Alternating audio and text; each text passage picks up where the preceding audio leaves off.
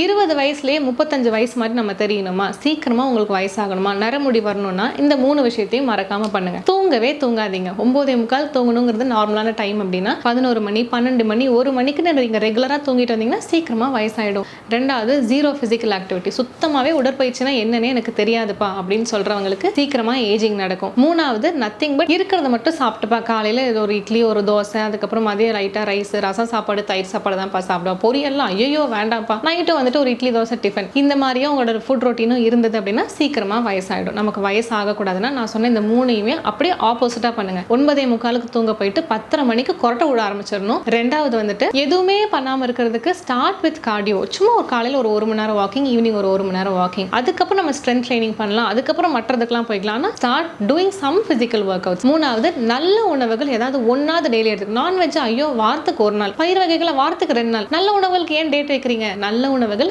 ரெகுலரா எடுத்துக்கணும். இட்லினா வாரத்துக்கு 1 நாள் தாராளமா நீங்க சாப்பிடலாம். இது எல்லாத்தையும் பண்ணீங்க அப்படின்னா ஏஜிங் ஃபேக்டர்ஸ் ஆன பீரியட் சீக்கிரமா நிக்கிறது, ரிங்கிள்ஸ் வரது, கிரே ஹேர் வரது, போன் பெயின் வரது, 20 வயசு ஆளை பார்த்தா 35 வயசு மாதிரி தெரியுது, இதெல்லாமே உங்களுக்கு ரிவர்ஸ் ஆகி பயங்கரமான ஏஜ் ரிவர்ஸ் நடக்கும். ஒருவேளை ஒபீஸா இருக்கீங்க, வெயிட் ஜாஸ்தியா போட்டீங்கன்னா ஃபர்ஸ்ட் வெயிட் லாஸ் பண்ணுங்க. கரெக்டான வெயிட்ல எல்லாமே கரெக்டா தான் இருக்கும்.